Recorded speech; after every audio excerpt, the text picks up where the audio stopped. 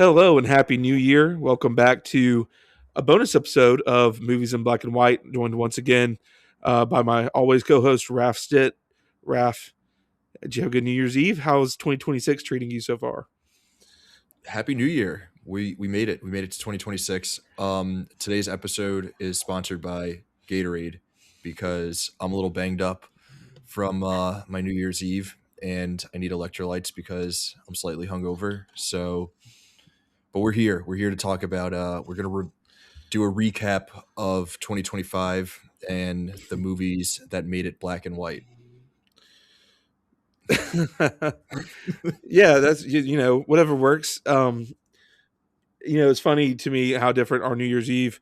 It sounds like you had a pretty classical New Year's Eve, and we're not that far apart in age. I mean, I'm young. I'm younger than a lot of people my age, if that makes sense. Hmm. In Alabama, anyway.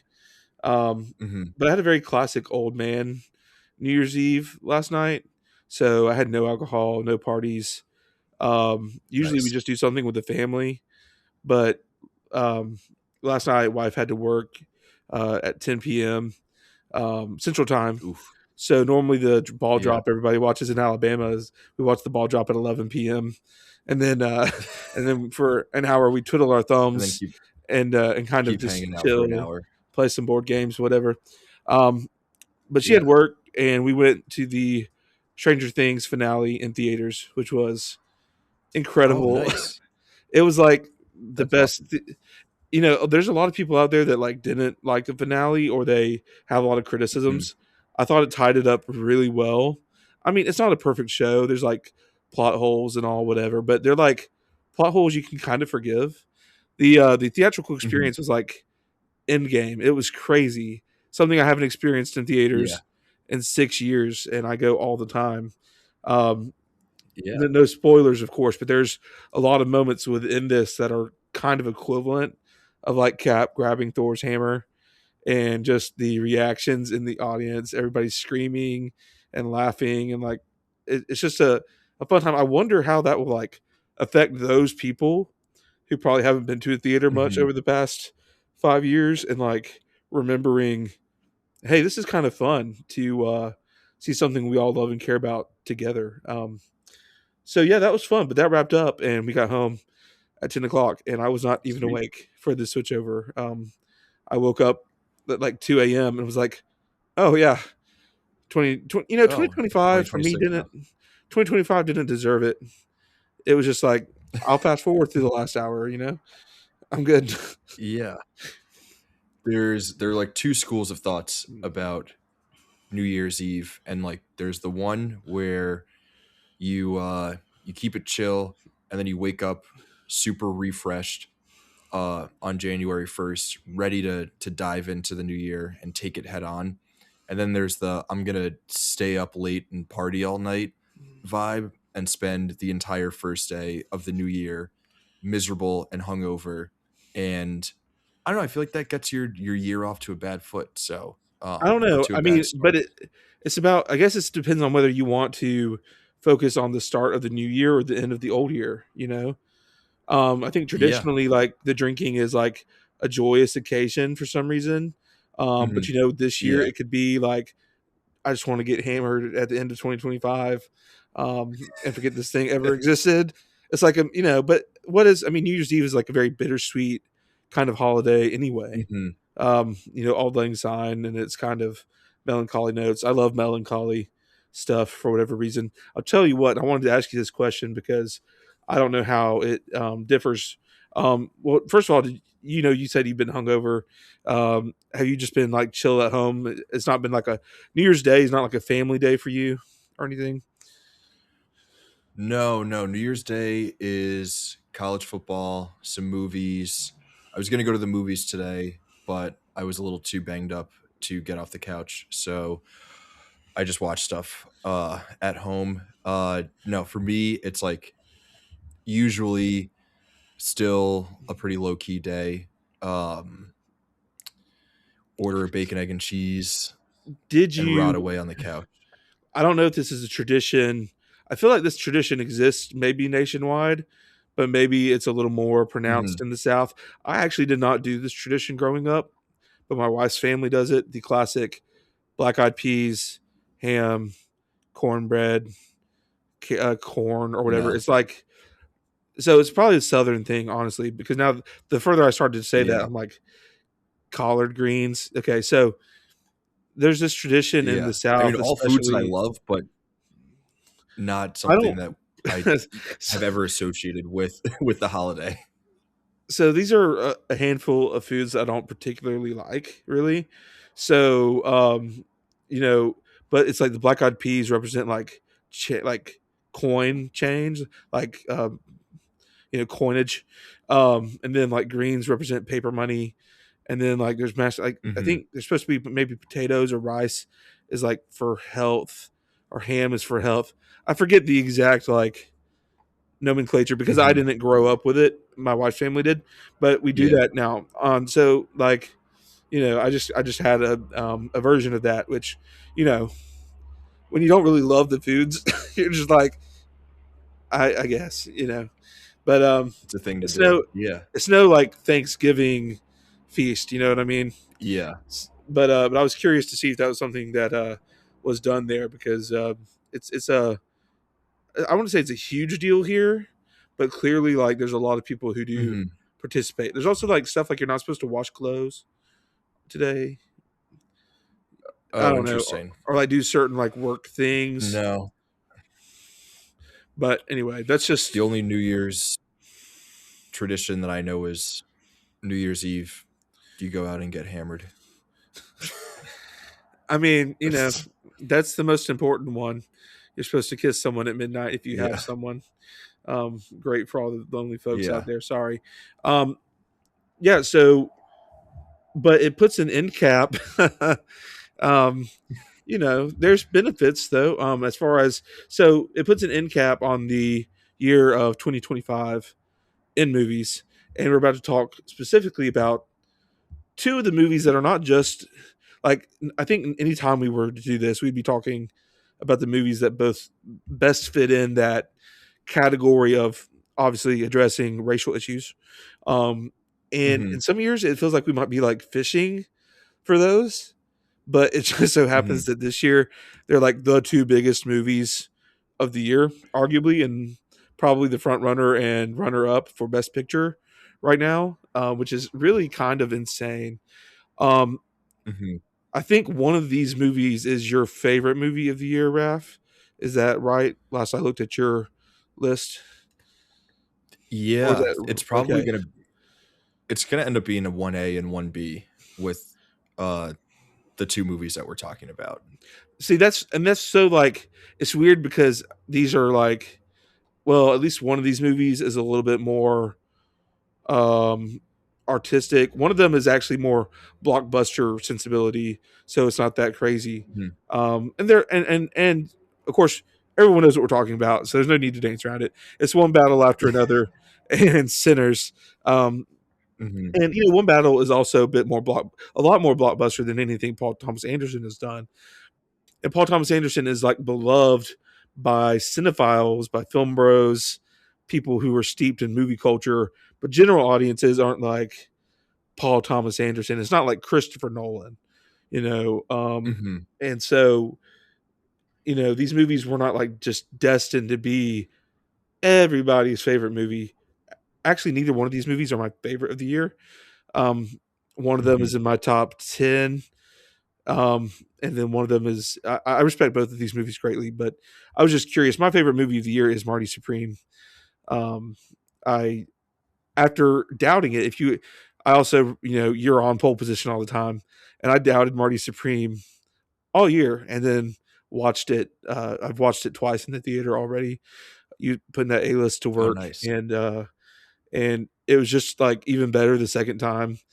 And I'm like, this really, really works for me. Like this is just my kind of movie. So there's that. That's my favorite movie of the year. But let's talk about your two favorite movies of the year because that's really what we're here for. So, you know, Sinners has been out since April. Um, and Mhm. so this has really ridden out a lot of movies that have come out since then. And what did that mean to you? Um, as a black man and the story that Ryan Coogler was telling, what did you take away from one, the story itself and the themes of it, and then also like how Hmm. well it connected universally, and how, I mean, just how well it performed culturally. Those are a lot of loaded questions. Yeah.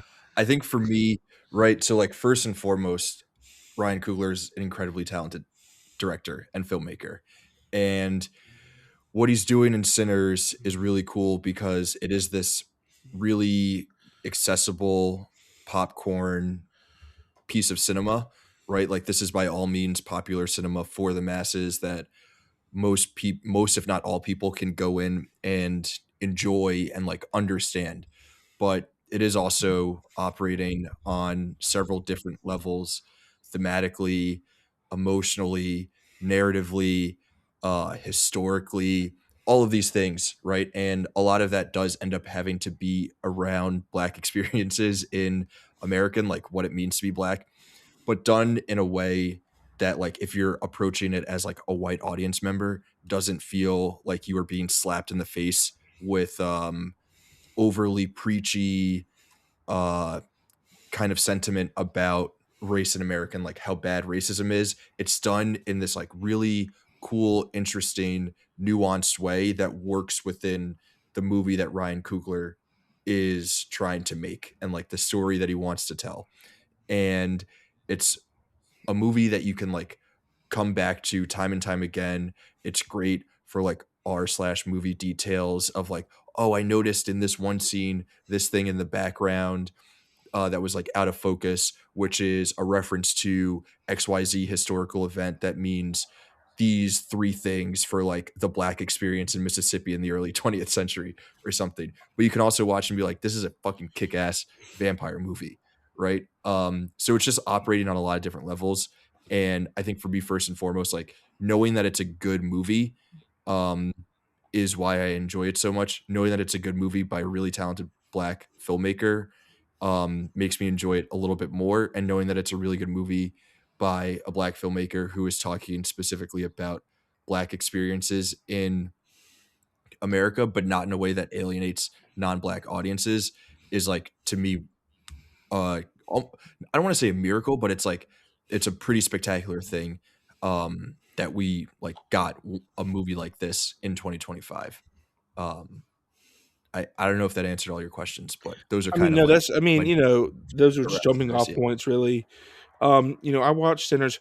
I kind of, there's a part of me that wishes I wasn't so plugged into everything, and I could have just gone into Sinners expecting like cool black vampire movie, not Mhm. black vampires, but black movie with vampires, and just Yeah. and kind of appreciated, like, gone in with a lower expectation and like been like, oh man, this movie about vampires had so much extra like stuff to say and stuff in it. Unfortunately, I was like, everybody was so hyped about it. I went in and being like, man, this movie's about to rip. I'm so excited. And then, like, I did appreciate it, obviously. And I think all those details you talking about r slash movie details. It's one of those movies that every rewatch you do, especially as a white man that like probably missed a ton of stuff. Just continue to like Mhm. learn and pick up more. I'll probably grow an appreciation of it. And I definitely think it has like, and we'll probably talk about this again on another podcast, maybe on the canon that'll be coming up. But it's one of those movies that just has this reverberation to it, wherever it falls Mhm. personally on with you, it's just alive. It's like it's a movie that you can feel like this is cinema. You know, it's working a little differently. I did have some issues when I watched it. The themes, I continue to have a little bit of an issue with the themes feeling a little muddled, mostly because the beginning of the movie really focuses on like music and the playing of music, inviting in devils, and this kind of with Miles Caton's character, Preacher Boy, right? Is so he's kind of putting this choose church or choose your music, and that's kind of the opening dilemma, and then it kind of shifts gears a little bit in a way where with like the cultural assimilation, aspect of the vampires, and so I didn't always feel like it. I liked all of It's those but it themes. Go ahead. it through line makes sense, right? When you're thinking about like the history of popular music in America and its roots in like specifically black blues and like uh rhythm and blues that was like being played in the Mississippi Delta and like in those areas, then like that leading to the culture vulture kind of like the Rolling Stones and Led Zeppelin and the Beatles, you know, like taking music from black people and then like they are the vampires in real life who are Yeah, taking that no, and then making yeah, I your own, do. but like it's all kind of like a necessary through line in terms of like where that story about Sammy and Preacher Boy's like music and his musical talents and his musical gifts, like it's all part of the same Yeah, like no, linear and character arc, like thematic character arc or thematic arc of obviously the this movie. is like more of a this is not really a debate. Like I appreciate all the themes that it was presenting. This is more of a like for some people, Mhm, and there's this is one of those movies where I feel like on any given watch, maybe I read it a different way and it all clicks. It's one of those movies where mhm, when it clicks for you, it's going to unlock the movie if it clicks for you. But mhm, like I do still have a little bit like because there's also the standpoint of like Preacher Boy. The lesson isn't that Preacher Boy shouldn't play the music because it invites the culture vultures. It's like you have to play the music because it's a part of who you are, and it's like this thing that connects all of history. So like the fact that like his dad is presenting him like or with this like you have to choose between like playing music or doing right kind of, but like playing music is right for Sammy. Like I think that's very clear, and like there's no way you can turn your back on that music that's inside you that is just so, I mean obviously there's this masterpiece of a scene, right, that we get literally burning the barn down with the one mhm. shot taking in all this, you know, past and future of great black music. Um and that's like the scene of the year. And I don't even really think anyone's arguing that. I don't think no matter what Yeah, movie is your favorite this year, it's hard to argue against that scene. So like, yeah. and I love that. That's a great scene. So I just think the themes presented are really good, but I think because of the different things it was trying to do, to me, I don't know if it always really fully realized those themes. So yeah, that's where I ran into on the movie, and that's why it's ranked a little lower on my personal list. Mhm, It's just because it's the same thing, and we've talked about this before, and it upsets you too because Killers of the Flower Moon is one of your beloved movies of that year. But I had a mhm. similar struggle where a lot of a lot of themes, a lot of good themes were presented, but because of all the themes, it didn't like. Oh no, sorry, Barbie.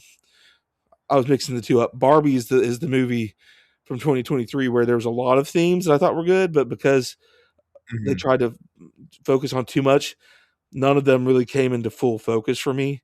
So yeah, I'm just waiting to Yeah, rewatch I Sinners and really click. I think for me, I think Sinners it's like really clear and coherent in terms of what the themes are and how it's supposed to play out. Um, right, like it ends up the whole thing, like the question of like whether Sammy should be playing music or if he should become a preacher like his father, and then everything that happens with the vampire and like that aspect of the movie, it's all kind of about ownership over art and who has ownership over art and like Sammy trying to keep that ownership for himself, both in relationship to his father and in relationship to the vampire whose name I'm forgetting right now. So to me, like it's all kind of there, and I also think that movies can like have moments where there are certain themes that are like touched on, but aren't necessarily like the core thesis of the movie.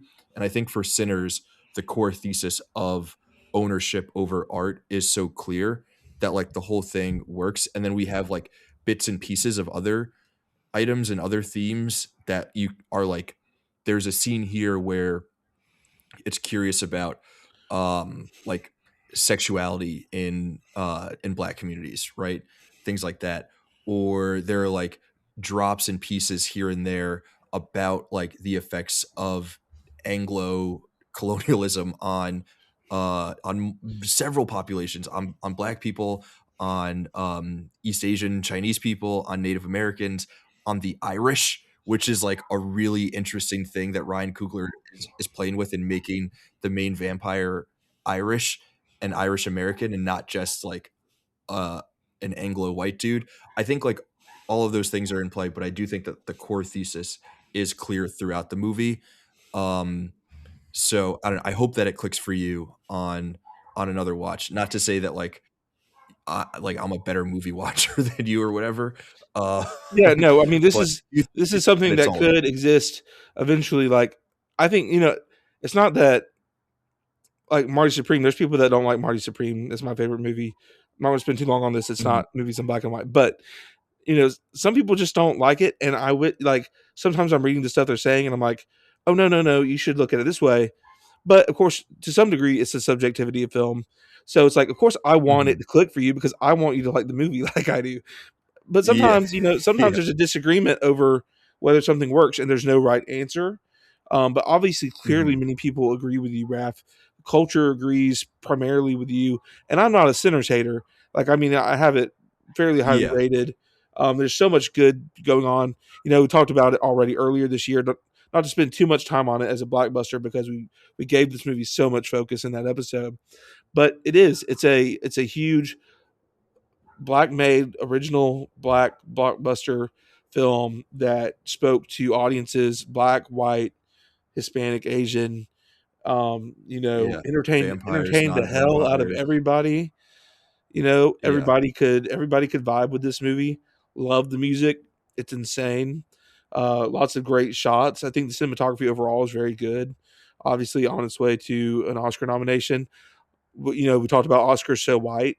This is going to break through into many, many categories and give a lot of black performers and black people behind the camera an opportunity to be recognized.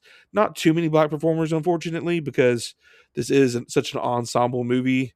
It's harder for any in particular person to stand out.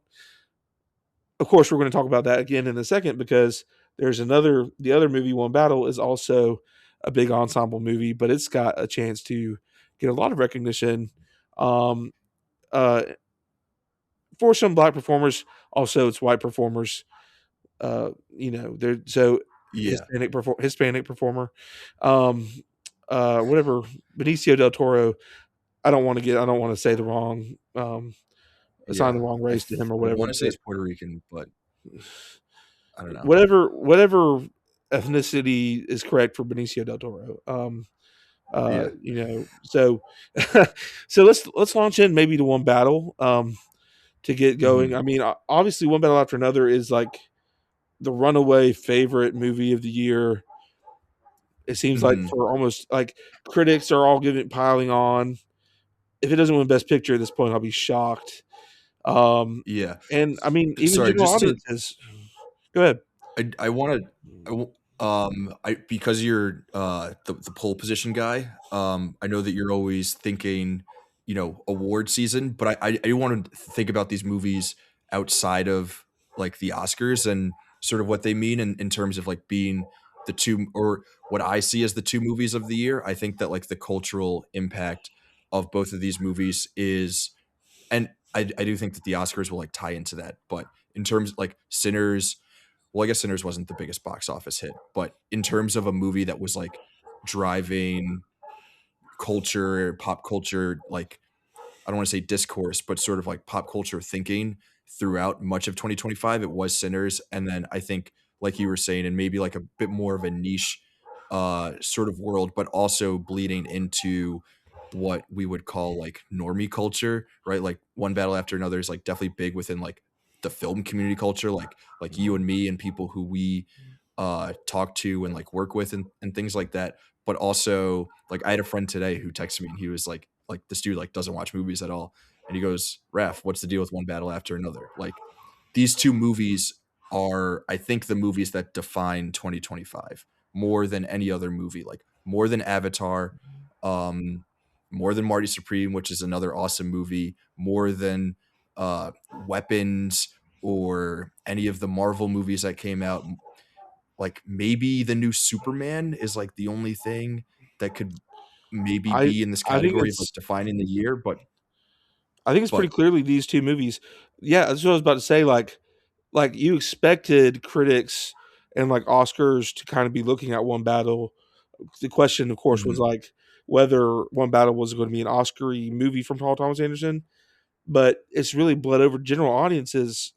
You see a lot of general audiences like type people, a lot of normie type yeah, people putting One Battle as their like favorite movie of the year. People going out of their way to watch One Battle after another that wouldn't normally watch it, and so it's clearly mhm, popped out of just the bubble to some degree.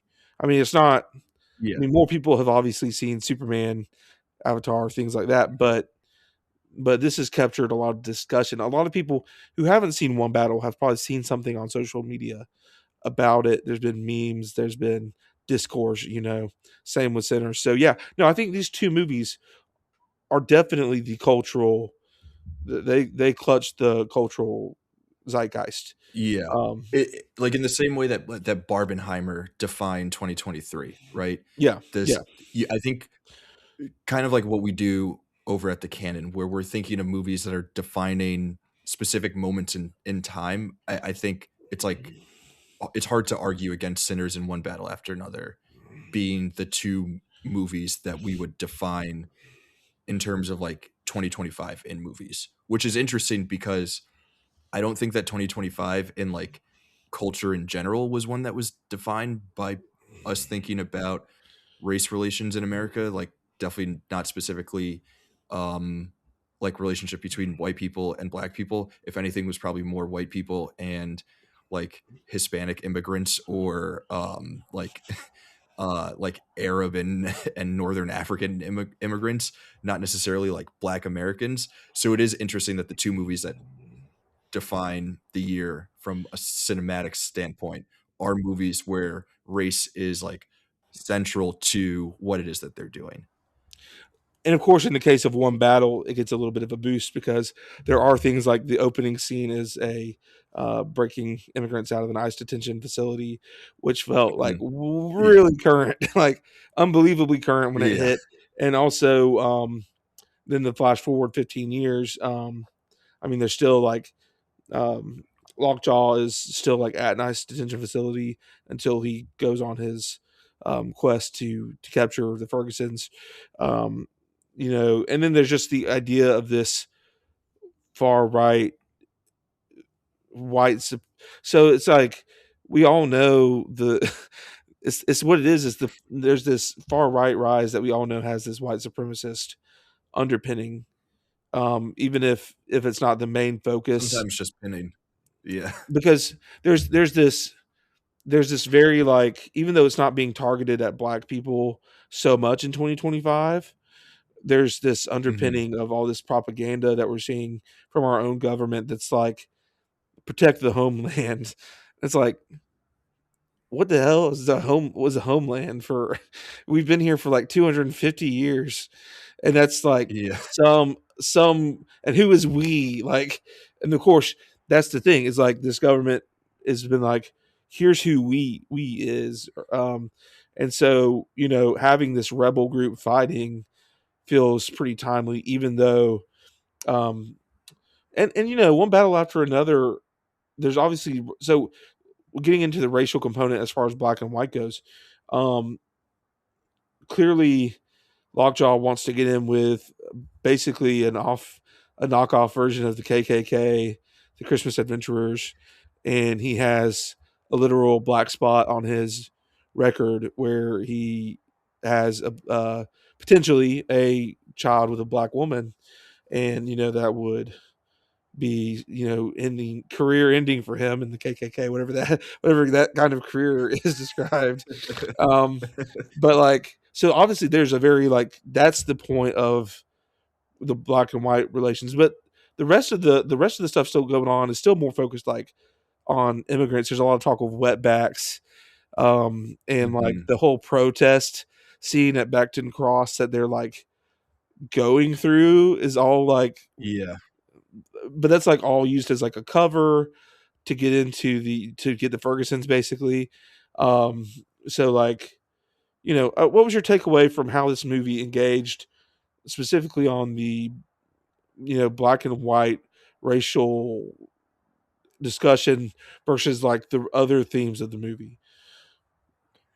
Yeah, I think this one's really interesting because obviously it's from a white guy's perspective. And I have been reading since One Battle has come out, I've read like way too many think pieces about the movie, about a variety of different things and themes that are present within the movie about like parent child relationships, about the role of black women within revolution, about how the radical politics of One Battle After Another aren't actually that radical, and Paul Thomas Anderson is a hack for presenting it as such, and like everything in between. Um, but I do think, for me, I love Paul Thomas Anderson, so like maybe I am going to be more forgiving of him as a white filmmaker and like how it is that he approaches a movie that is dealing with race. I also don't necessarily think that every movie that I like has to fully agree with like my political worldview and like spoon feed me uh all of the things that I want to hear and say about the world. Like, I do think it's interesting to get Paul Thomas Anderson's perspective as a 50-year-old white guy about what it means to be in love with a black woman and to have biracial children and like not know how to raise them, and trying to understand what that means for you as a white guy and how you can like properly show up for those people. I think that's an interesting thing to explore, and I think that this movie does it in a really interesting, emotionally honest kind of way. Like, I don't need Paul Thomas Anderson to make the same movie that Ryan Coogler is going to make about the black experience, because Paul Thomas Anderson can't make that movie, but Paul Thomas Anderson can make One Battle After Another. And I think that it's a really interesting look at how is a white guy supposed to show up for the black women in his life, and how does he sometimes fall short at doing that. I like, these are valid questions. I think that the movie explores them again in really honest ways and really interesting ways. Um i i, I still adore it, but I don't know, what do you think about how that's all playing out within this movie? First of all, just my general like take on the movie was when I went and watched it for the first time, I was like, yeah, this is really really good. I don't know if it's like my favorite of the year. Watch it again, maybe like grew on me a little bit, but I'm still in between. Like I'm not quite as like gung ho about it as like you are or like a bunch of other people. It's still in my like Hmm. top 7. I think it's Hmm. the further down it goes, it's like it's kind of like really, but but yeah, no, it's I mean it's one of the best movies of the year. There's some personal favorites I cycle above it, but I'm sorry about that. um, so I think it's interesting from Leonardo as far as Leonardo DiCaprio's Pat, Bob character, whatever his name is Yeah. at the given time. Yeah. It's interesting to see how he. It's really interesting. So Perfidia um, is a really abrasive character, and like she's very Hmm. fierce. And at first you're like hell yeah, like she's so strong, and then she's like you're like oh she's kind of overly reckless and kind of she's not really got her head in the right spot, and does some pretty bad things. Um, and so that was an interesting point to go to because um, there's a version of this story probably where Perfidia is much more like just like a perfect person that's been lost, and Yeah. I wonder what that movie looks like, and I wonder. I mean, obviously, I'm sure some people are upset about making this strong black woman leader um, be kind of like ultimately a little bit self-centered and a little bit just wild and not actually really the right kind of person for it. And then just as far as with Bob, I think it's interesting how he's portrayed about like when they first have the baby, and she's like she's like being reckless, and he's like, no, we're a family now. We got to focus on taking care of this baby. And then you flash forward 15 years, and it's clear that he loves Willa, and it's clear that he Mhm.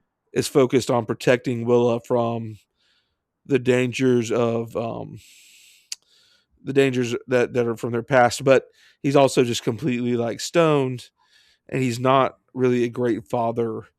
Like he's not really engaging with Willa. Yeah. Like he cares about her, but he's just like so checked out.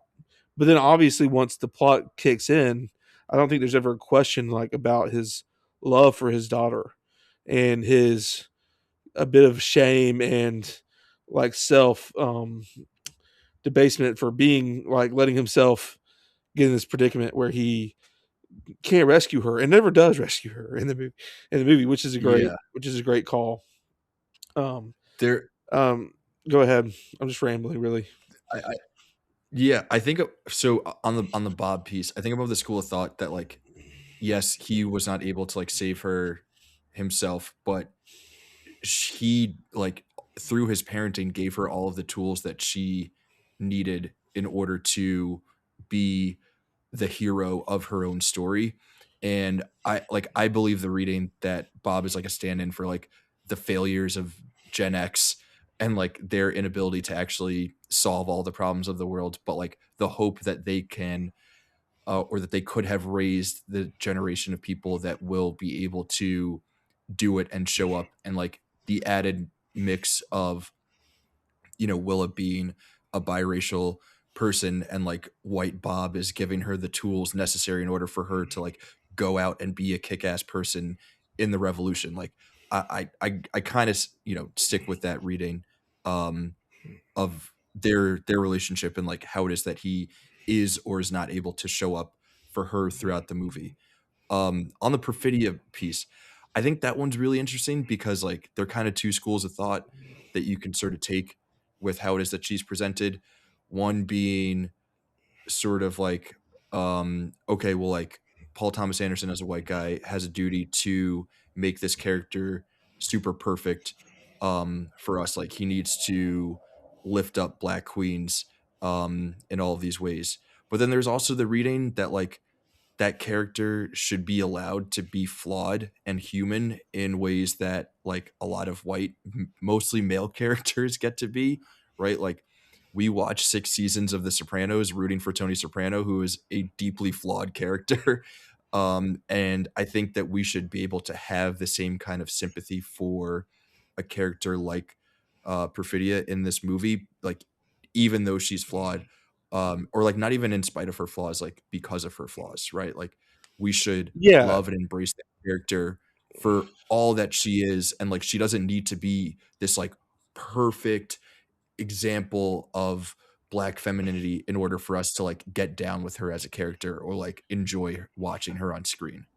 Yeah, especially since every character in this movie is flawed except for Sensei Sergio, who, as far as I can Yeah, tell, you has could no say Willa flaws. too. Yeah. Will is pretty. I mean, Will is. Here's the issue. So I don't. This is. I can't spend too long on this because it's not really relevant, I guess. But we're getting Mhm. back. I'm getting back on the Will Chase Infinity lead actors thing, and Willa doesn't get Don't think to. about it from an I'm not. I'm Oscars not. perspective. Think This is about it not just that. in the as a I am character thinking of in it. the movie. I'm thinking of it from a character perspective, but it's just in that zone. So like Willa doesn't. So she clearly has love for her dad. Like there's that one in exchange with Bob before she leaves for the dance. And then like she's on the run and she doesn't get a whole lot to say or do. Like she clearly like goes off. She understands that it's a dire situation and she goes with, but like she's flawed. Like she's got her phone. She's a teen. She's a bit reckless. She disregarded her dad's thing about the cell phone because he seems like a burnt out loser that's overly Mhm. paranoid, probably. Mhm. And then she like lies about having the phone in this very serious situation, like that's very, very clearly very serious. And so that really like is Mhm. the reason that I mean, if she didn't lie about that phone, it's a whole different movie. I mean, they're not found probably. Yeah. Lockjaw would have no idea where they're at, and her dad would have caught up to her. But anyway, I mean, she just doesn't have a lot to do until that third act. But then, of course, she comes alive in the third act, and it's like, I'm going to take control now, and it does come out. But it's just like for a long stretch of the movie, it's she's not got a whole lot to do. But Yeah. anyway, but it's interesting the way that those characters are portrayed, and this ties back into one of our previous episodes on interracial relationships, and it's interesting because you see a little bit of the interracial relationship in the first third, but you're not given a great like. I don't know how about I don't know. Maybe you feel differently, and maybe other people feel differently. You're not given like a great Yeah. sensibility of their relationship. Like you get, I Well, mean, I you think get, it's more about like interracial fatherhood. I think it's more about being a white guy raising a biracial daughter as opposed yeah, to, which is also like when we think about the relationship or the conversation that we had about interracial relationships, it was like mostly about white dads with black. Well, I guess Detective Pikachu is a biracial son, but it's more so about the children and like the father's relationship to their children and like what it is that they're trying to do in order to protect or serve or raise their kids, right? Like Michael Keaton in Spider-Man, it's like more so about his relationship with his daughter than it is about his relationship with his wife. Same with Detective Pikachu, which is right, also the case. So like in that and sense, like this movie totally fits into that discussion. specifically the two because there's two fathers. I mean, obviously, Lockjaw is the true father of this biracial child, uh, which comes from a But very Bob is effed her up. dad. Right, right, right. Lockjaw is her father, and Bob is her dad. So she has these two men. Yeah. Her Bob, her dad, is very flawed, but obviously Lockjaw is another level of flawed. Um, Hmm. I also found something interesting, and we can move on to our next movie in a second. But because I recently talked to the guy in Arkansas that's building the whites only community. I don't know if you've heard of him. Hmm. Return to the Land. I recently spoke to him for. No, I could not give two shits. Good luck, brother. Yeah, right. So it's like Yeah. skirting legal thing. Anyway, he's come to Alabama and talked to our neo Confederates about doing one here. So I spoke with Hmm. him for a story. I also did not waste much breath on this guy. And if he Yeah. sees this, I don't really give a shit. I really just wanted him to confirm that he came and talked about a place in Alabama. But anyway, one of the things about that guy and what his group and people like him believe are like this. Not only it's like they're not only he says he's not a white supremacist, but that he believes that the white race is like dwindling worldwide. And part of what's chipping into that number, so he doesn't say this part. The second part's mine. Part of what would be chipping away at the white race is biracial children, children that don't easily fit in his definition of white or black. And so I think it's Hmm. interesting. Something we didn't talk about on the podcast this year is like biracial, interracial relationships we talked about, but a biracial child, and the power of being from both worlds, possibly, and like having this one foot in each sphere, and how that like how growing up in that way changes you, and what it means to grow up without the black half of your interracial Hmm. parentage, but to be so like to be steeped in a movement that like Pat was like one of the few, not one of the few. There were several white people, but there was Hmm. a lot of black people in that rebellion. So you know to have to understand like it was such a diverse thing, but you're kind of like locked at home with your white dad most of the time. Um, I don't know what to say about exactly how the movie explores that, but I think that's an interesting setup and an interesting Yeah, well, I don't know that the movie fully explores it because again, like I think Paul Thomas Anderson understands like his limited or the limitations of his perspective about the world because he's, at the end of the day, a 50-year-old white guy and like wants to be and like I think that he's an ally and I think that this movie communicates that, and I think that he, at the end of the day, just like wants to communicate through Bob and Willa's relationship that he just wants to be a good father and like show up in the ways that he can for his biracial kids. And I Yeah. think that that is like I think that that's So a really interesting thing for a filmmaker to to explore. it sounds like as we come to the end of our discussion on One Battle, it sounds like we kind of agree that Mhm, One Battle has a lot of interesting like things related to race and setups, but it doesn't mhm. necessarily the intent to like get all into the weeds and try to explore that. Um, but the next movie that we talk about is also going to be from a white director who Yeah, definitely I'm gets into laughing like a because I think One Battle tackles and explores these issues in ways that are more thorough and thought out, despite not being as obvious as the next movie that you're gonna bring up. gotcha. Okay, sure. Yeah, obvious is a good word. Like that's what we're talking about, a movie that's takes it on in a much more obvious way, which is Eddington by Ari Aster. Mhm. Um, for One Battle, you have to look a little deeper and mine it out. Eddington is very straight up in your face, um, but I think there's room for both of those. Eddington's another Yeah. one of those divisive movies this year. Astor's been a very divisive director for me. This is my favorite movie from Astor overall because I think a Mhm. lot of other Astor's movies have like fallen flat in the second half for me. Um, but I think this was just interesting. It's, I mean, a lot of people just didn't want to be taken back to 2020, and I can't I can't blame Mhm. anyone for that. But we're looking at a town with a white sheriff that has a black cop, and he's is there are there any other black characters in this movie besides? Maybe maybe a background character here and there, some people at the But grocery store or whatever, but it's kind of yeah, fascinating. This is no one else like exists. basically presented as a town that's almost exclusively white. It's got to be at least 90% white. And there's Yeah, and white one passing main Hispanic people. yeah one main black guy, and he's a cop. And then it gets into the George Floyd protest because a lot of this movie is obviously about COVID, like Mhm. COVID era triggers. But then it gets into the George Floyd stuff, um, and takes a lot of aim at this group of very performative young white like liberal type activists.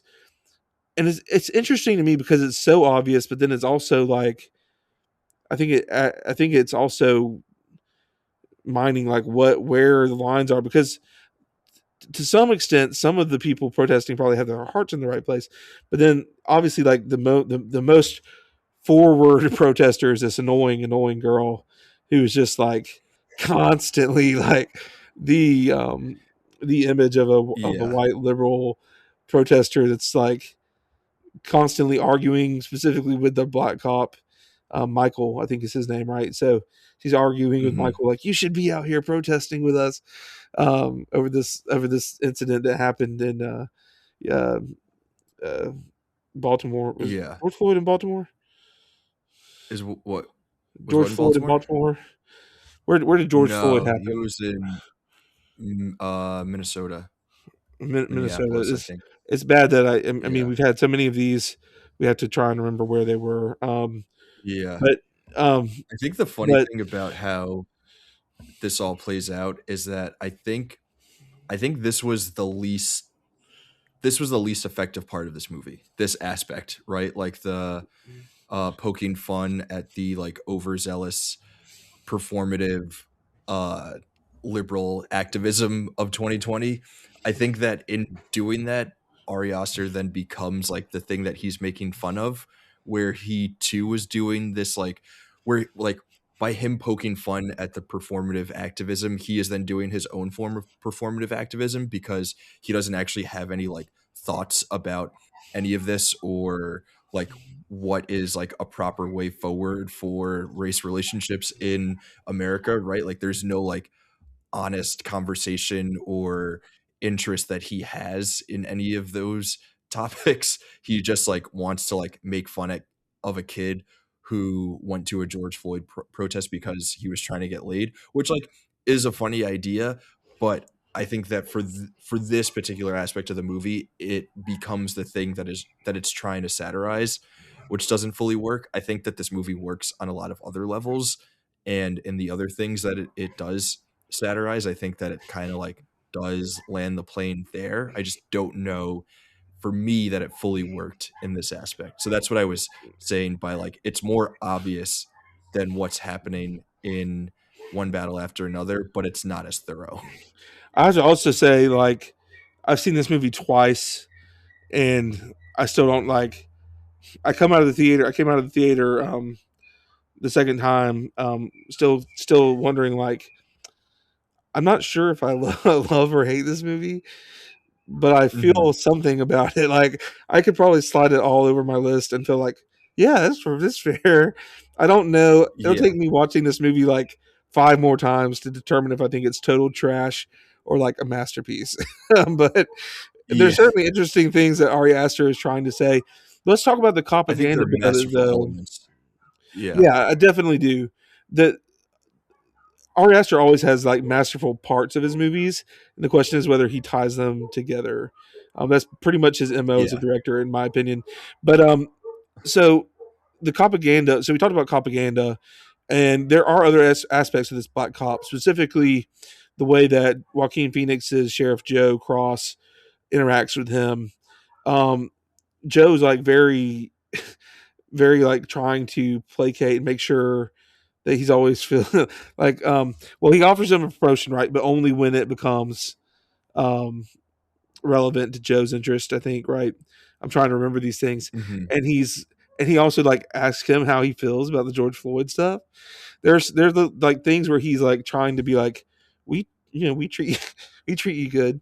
But then obviously, of course, too, um when it becomes the best course of action, Joe frames Michael Mhm. for the assassination. Spoiler alert if you're watching this, for the assassination of Pedro Pascal's character, the mayor. Um, you know, and what do you think of like the way Michael is portrayed through all of this and how he interacts with the police force, and how like and Yeah. how they interact with him? It's funny thinking about him as like a piece of propaganda because he's the best cop in the movie, right? Out of the three cop characters, he is the one who most embodies what it is that we want, like an ideal or idealized version of policing to be someone who's dedicated to making his community a better and safer place and all those things, as opposed to Joe, who is just like acting out of his own self-interest, or the other cop character who is like just a dude who wants to go on power trips, right? So Michael then becomes the best version of what cops should and can be, but because he's the black character, it then jumps back to the question that we had during the propaganda episode of like how much like do we then excuse a black cop who is um representing like the good that police can do when we know that the overall institution like represents more bad for our communities than it does I've good, heard, especially black communities. And like what does it mean when it's a black guy who is the ideal version of it? Is it like traitorous or whatever? So I mean and I it's all forget, interesting. I don't know that we're gonna have an answer right now, but it is an interesting question. is he is he a cop at the end of the movie?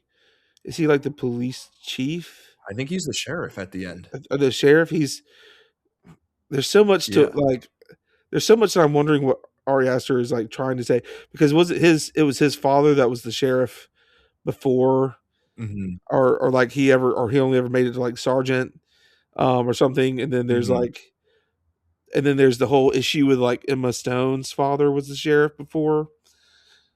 There's like, Yeah, I think his dad only got to, like, sergeant or something. But, like, yeah, under so okay, so all this stuff where Michael is the best version of what cops can be, right? Like, that is kind of Ari Aster doing the performative activist shit that he is also poking fun at, but not realizing that he's doing the same exact thing. And then but by I like do making wonder Michael like the sheriff at the end, like he's doing the He's he's pulling cops off the air only to put it back on the air. Like, you're not actually helping. This is all just Well, performance, I don't you know know? though. And you're trying to make fun of people who are doing I do. more outrageous forms of performance, but you're doing the same thing, I Ari. appreciate the take, but I'm like, and I might agree with you, but like, I feel like I need to watch this movie 4 more times because I'm like, there's something Yeah. about Joe's father-in-law being the sheriff, while Michael's father was limited to being sergeant, and then Joe being sheriff over Michael, and the timing of the promotion, and Joe blaming all the things that happened on Michael, and then this time jump where Michael is the sheriff, and like, I don't know if I've completely decoded all of Ari Aster's messaging because there's also a lot of symbolism and subliminal stuff going on in this movie that I haven't fully clocked. Mhm. But I noticed that it existed, and I'm like, it's like a puzzle to try and it's weird. Ari Aster's film is like, and we had another great Knives Out movie this year. That race is not a huge aspect of, but uh, Glass Onion presents this idea of you think there's all these layers to this, but you peel it and you can see through it the whole time, and it's really stupid. Um, Mhm. and there's a version of me that's like, is Eddington a glass onion? Is it really just stupid? And I'm going to unpeel all these layers, and it never like actually becomes any more complex than what it is, or is I it think it might be a glass onion, but I think part of what is so enjoyable about it is, is its glass onionness. I think the whole core thesis to me of Eddington is in America, everything is grift. And like Benoit Blanc at the end of Glass Onion, where he's like, "No, it's not even so dumb. It's great. It's just dumb." But I think in Eddington, it is kind of so dumb and simple that it's great. I just don't yeah? think that I don't think that everything with the Michael character like fully plays out the way that Ari maybe like thought that he was galaxy braining it, or maybe he didn't even realize that he was, writing the character in the ways that he like actually was, like Michael ends up being the one character who doesn't fall to the everything is grift kind of sentiment. Like, everyone else around him is in some way or another um beholden to grift, in Right. the most American ways possible, and Michael is the only one who is kind of like free of that, which is kind of interesting and like maybe intentional that it's the one black character who is unburdened by that, but I don't know. I don't know how intentional it was, or if it's a glass onion, like you're saying. So we need to, for the sake of time, we need to move on to another movie. Um, and now we're Mhm, going to be interesting. These are going to be pretty quick conversations because they're going to be one sided because we haven't seen some of these movies that the other has seen, but they are worth mentioning on this podcast. mhm, So, um, Nickel Boys is one of the best movies of the year, probably if you count it as this year. From an mhm, Oscar standpoint, it was last year, but for most of us, we didn't get to see it until way too late. So it's really a 2025 movie for many of us. And in that regard, Nickel Boys is terrific. It's if you don't know much about it, it's based on a true boys juveniles detention type school in Marion, Florida. Um, in the movie, it's called Nickel Academy, which is a fictitious name, but it's based on like the Dozier. I think it's Dozier Academy, where really these after like 100 years of operation, and we're talking about 100 years that ended pretty recently. Um, they like dug up and found like all these black bodies that have just been written off, like all these boys where they've abused them or killed them for behavior and like just buried them and just said, oh, they got sick and died, or like they ran away or something, and they just mhm, went missing. And Nickel Boys is an incredible, like the cinematography is very unique, and the way the story is mhm, told is pretty elegant. I can't, not to give anything away, but it's just a really impactful. It's not super melodramatic in the way that it presents the abuse. It's a pretty slow walkthrough of the horror of what happened, and I think everybody should give it a watch. it was a we talked about Oscars so white. Nickel Boys was kind of maybe a victim of that, where um, it's a very pretty much all Did black it get a movie. cinematography nod? No, and it should have. I mean, I think you can watch the trailer to Nickel Boys and be like, that should get a cinematography nod. It's kind of like how I still haven't seen Yeah. Train Dreams. I haven't seen Train Dreams yet, but I'm like, oh yeah, Mhm. that looks like a cinematography contender. And it didn't get a director nod for Ramel Ross, Yes. who is a black director who missed out, and he really should have, I think, been in that conversation. But um, it's also a small movie, and he's also a director that had not had any real previous work. So there's a bit of, and it didn't have any acting. Ingenue Ellis could have been nominated for supporting actress. The two leads Mhm. here do a really good job, but they're not. It's a POV movie, so Mhm. it's kind of different in that regard. So it wouldn't really be up for lead actor in that way, and it would feel kind of weird for them to be nominated. So Yeah, it was missing some of the packaging stuff. I think it did get adapted screenplay nom. I think it did. I think that was, like, the only one that it got, and best And it picture, but Yeah, and it got into Best Picture, which is great. I'm glad that it made it in yeah. there, but it did deserve a little more love. But it is what it is. Ralph, you plan to check this one out when you can? I know it's on MGM Plus, which is like the lowest of tiers of streaming services.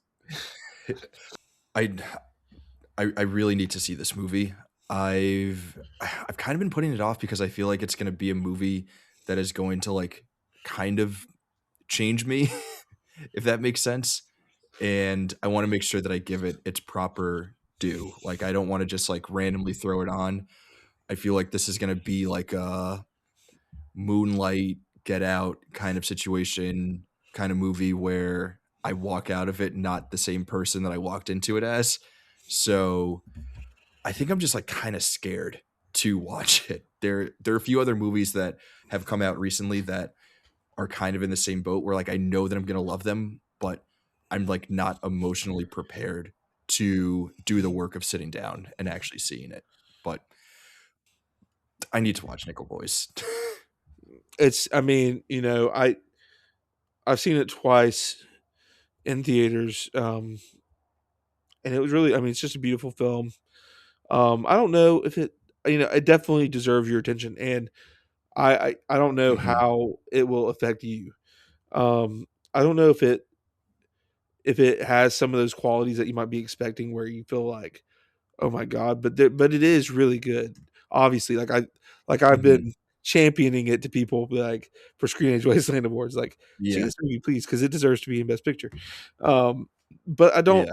I don't know, but it may be. I mean, for some people, it is. So definitely a rec.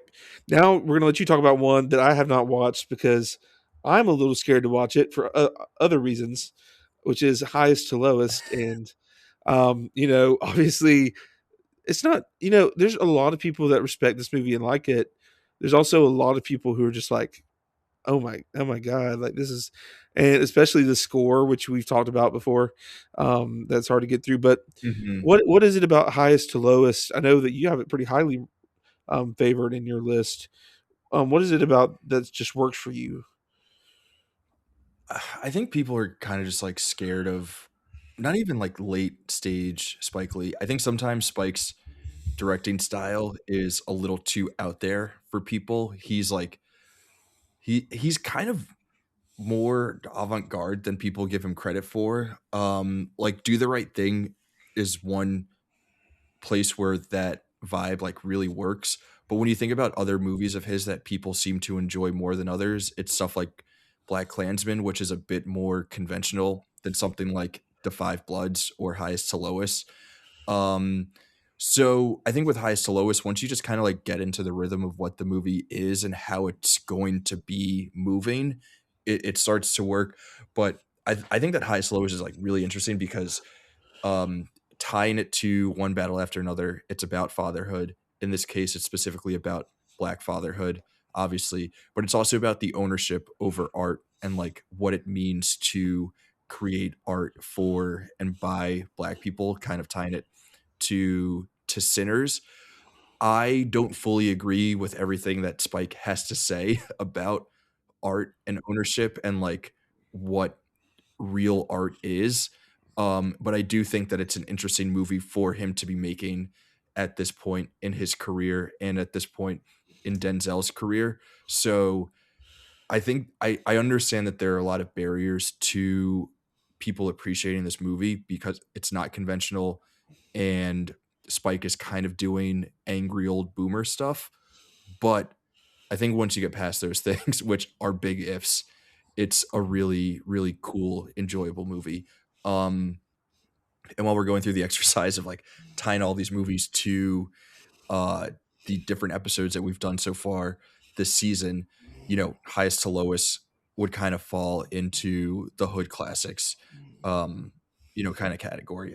When I saw this movie, it was like it was a mostly black audience. There were a couple of like white cinephile nerds who were like, "Yeah, new Spike Lee joint, man."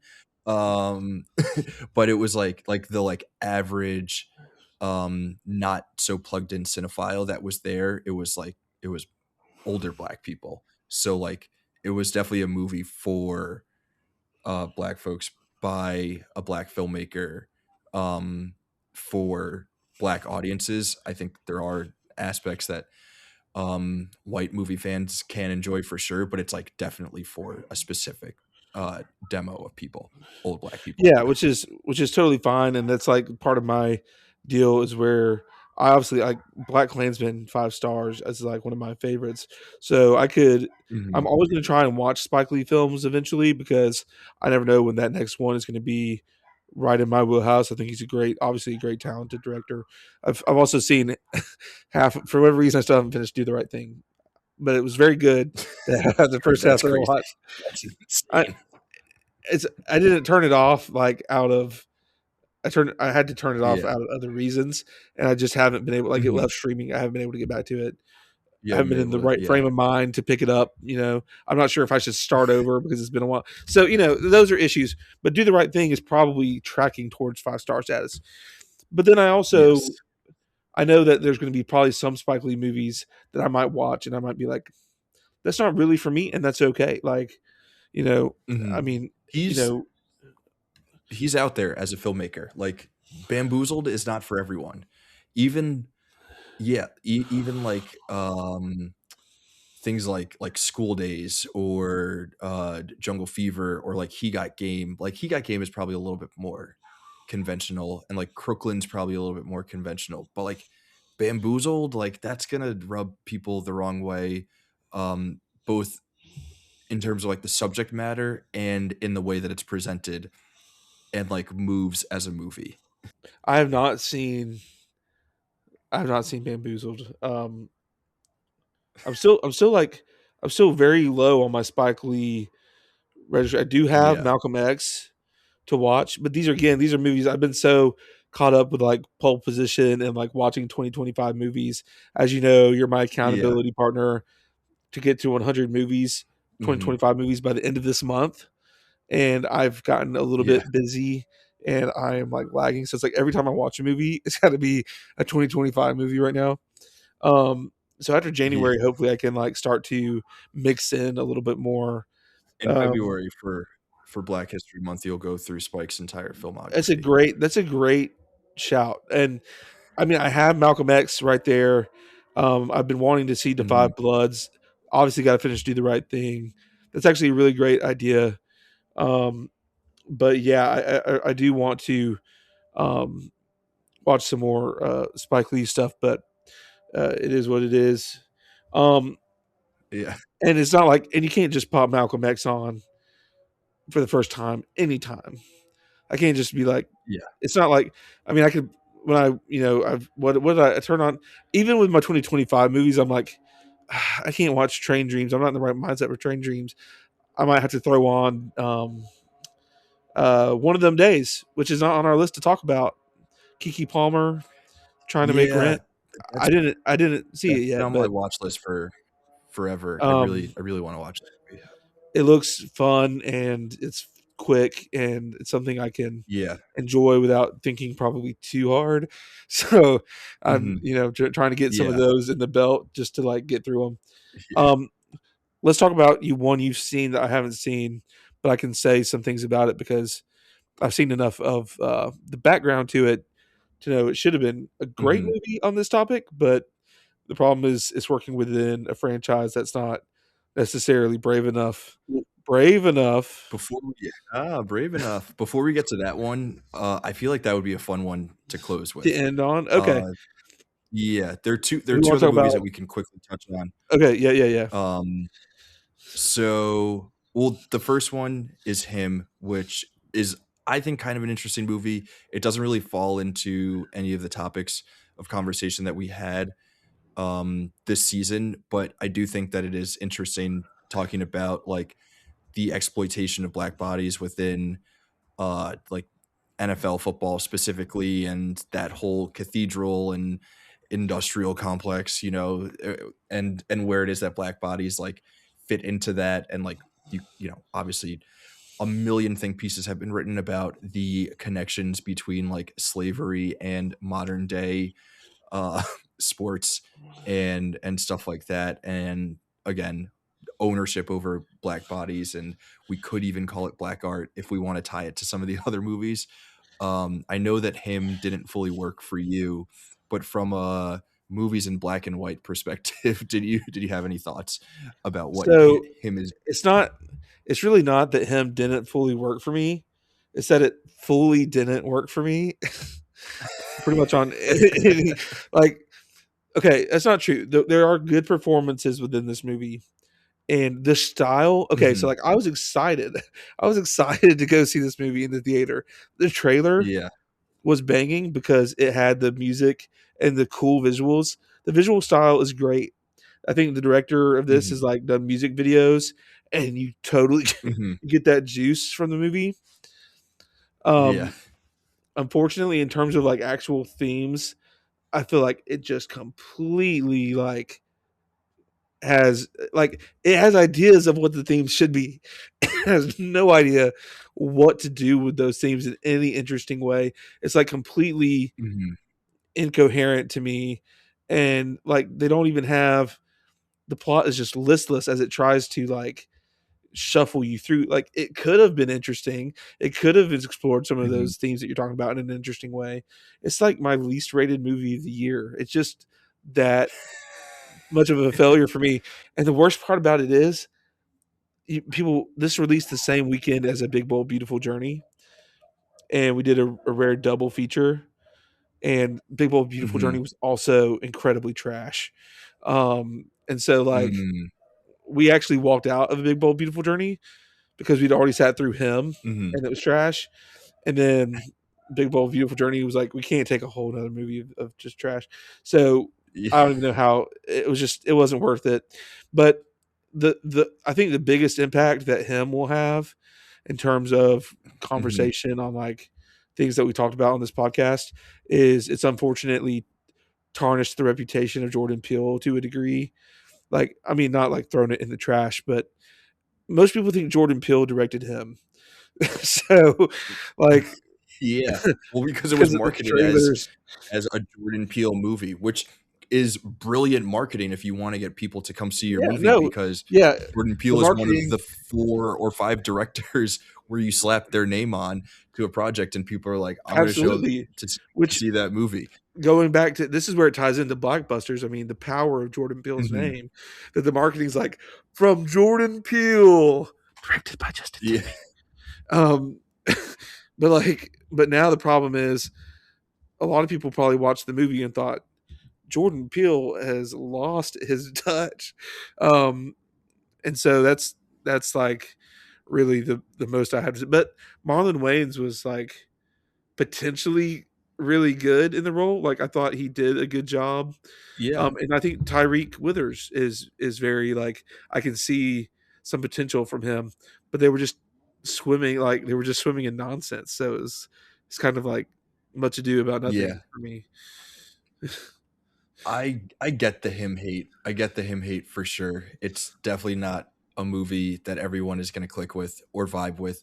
And I'm not fully in the him hive, but I kind of dug what it was doing. And for me, some of the thematic stuff kind of landed. I think like the depravity and the grotesque nature of everything that was happening is just like a direct reflection of football in America. And I am, this might surprise people as the like squishy lib that I am, but I don't love football that much as like a sport or an institution. So I kind of like that this movie is um kind of poking fun at that and holding up a mirror to what it what it means within American culture and like to people specifically, and like what it means for like black people who devote their entire lives to playing football. I think it is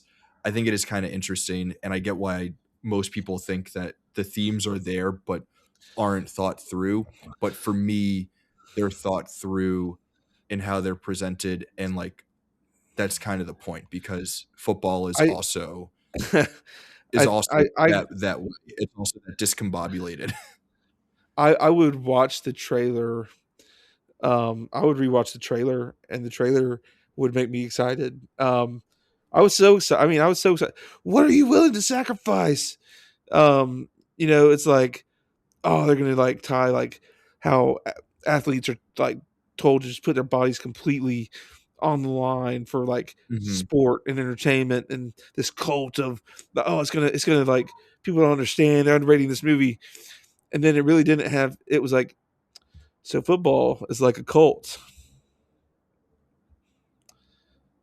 and here's some things that cults Yeah, do, and and I'm like, it it feels to me like we suffered the concussion with Tyreek in the beginning, and then the movie I the think that's kind movie of the point, though. I well, I think I I think mean, I think it's uncomfortable because most of us look.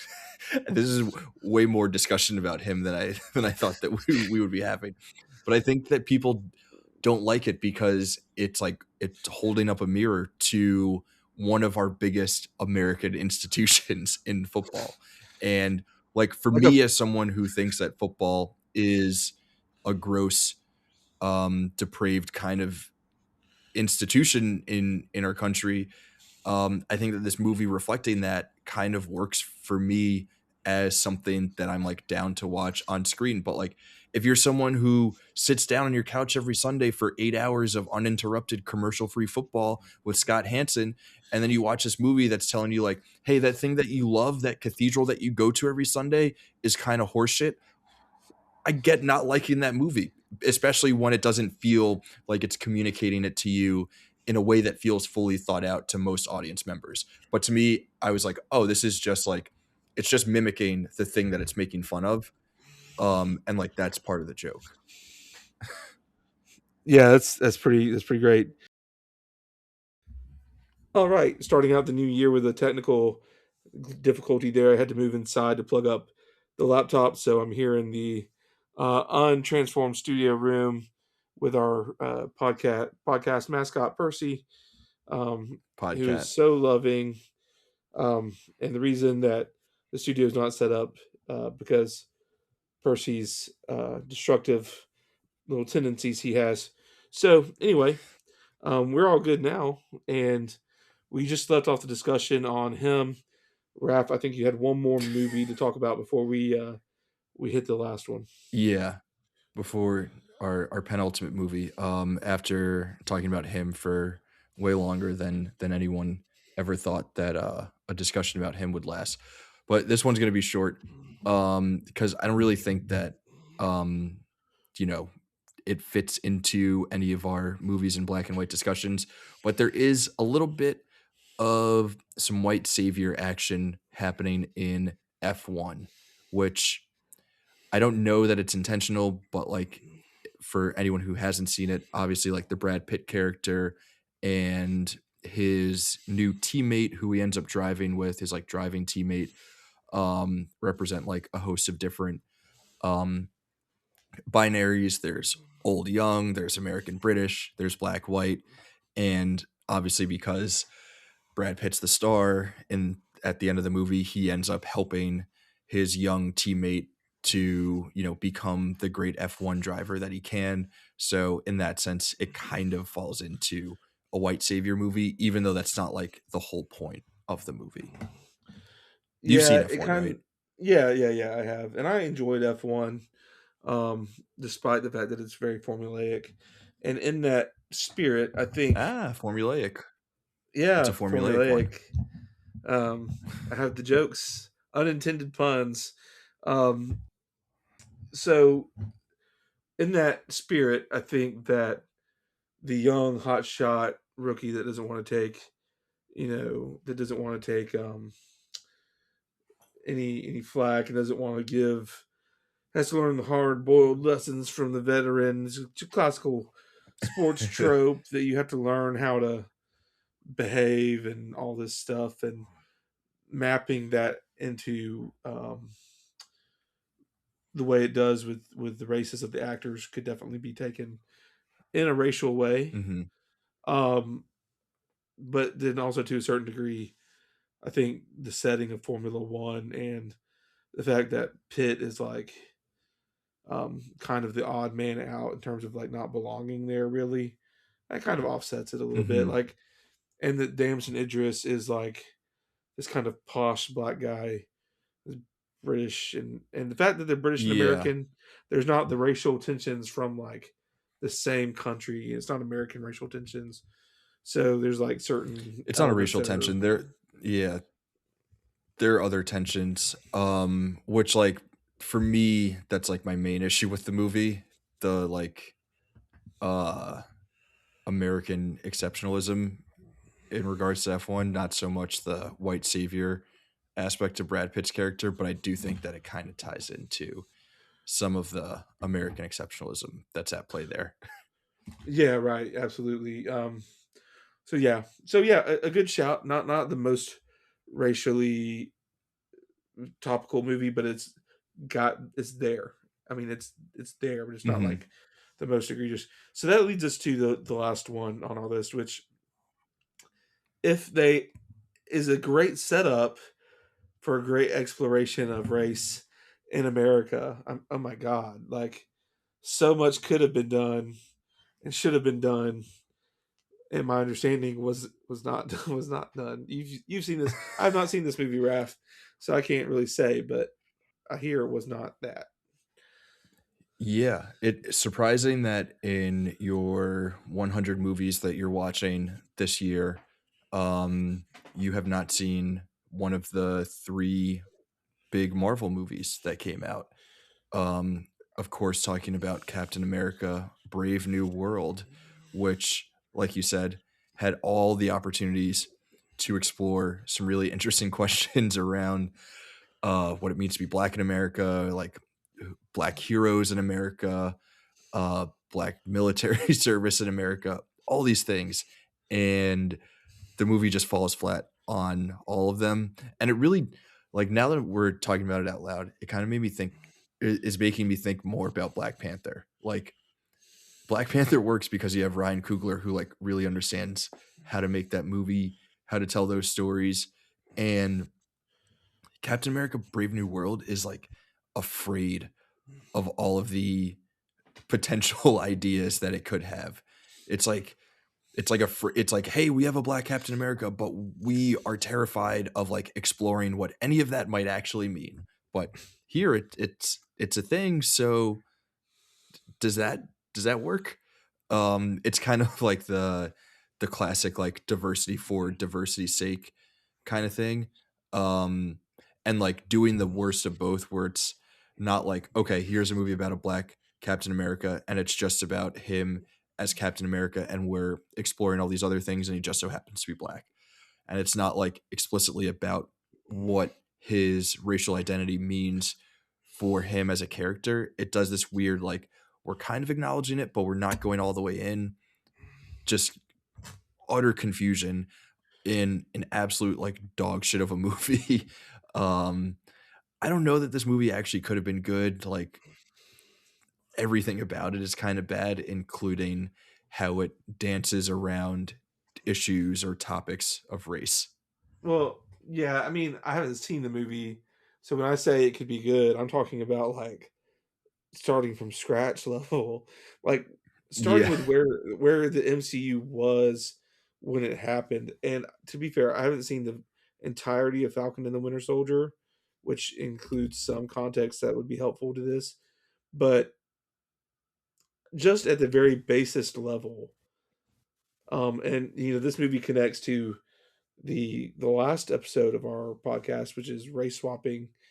Um, this is a situation where the movie itself is a matter is race swapping in terms of like the mantle of Captain America going from white to black, but it's also an in-universe race swapping. And we've seen how people react to when it's just in a movie. Now take a figurehead like Captain America that's been important to Hmm. people and to white people in America maybe for 100 years and say, well, now we have a new Captain America and he's black.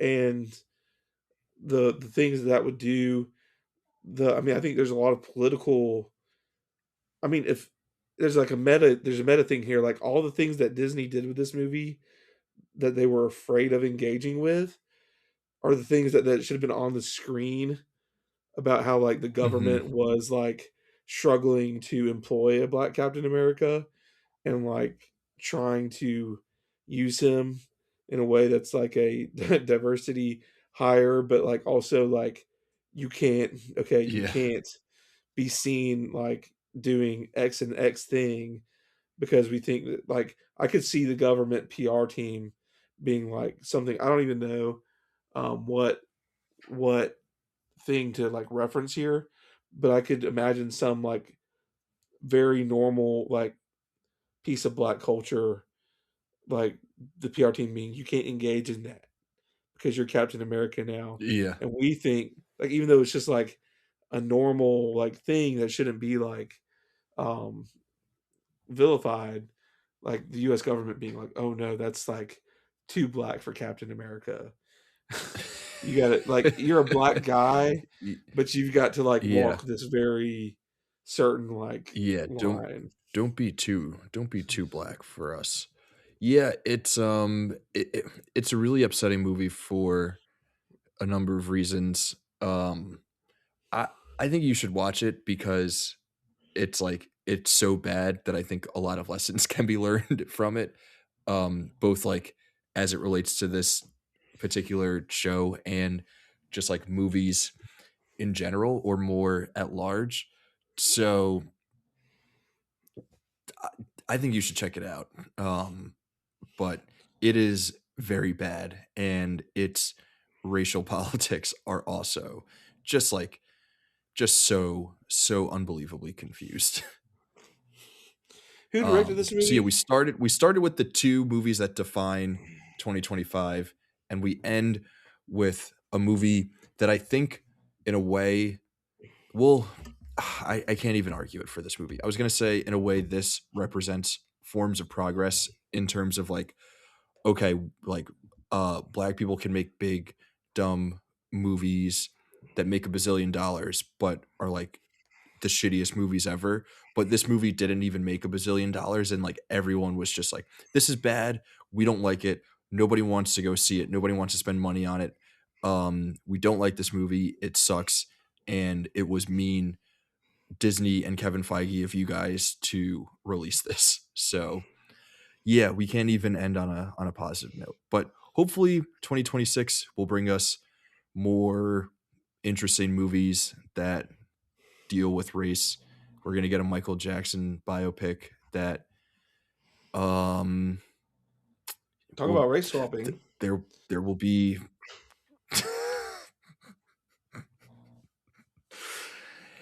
there will be conversations around that movie. I don't like. I'm very interested to see where that one goes, and how the online discourse plays out after that release. But that is a movie that I'm not excited for. I don't know what else there is that's on the slate for 2026 that might be relevant to what it is that we're doing here, but Well, I'm sure what there will be things along the way. we will get one early that we'll get to talk about Wuthering Heights. A lot of conversation Oh, about, yes. and maybe one of the most the loudest complaints about race swapping the other way, where people say that Yeah. Jacob Elordi's character is supposed to be brown skinned and is being played by Jacob Elordi. So Yeah. that's very interesting. Yeah. That might be there will be some conversation around that for sure. But yeah, that's a wrap on 25.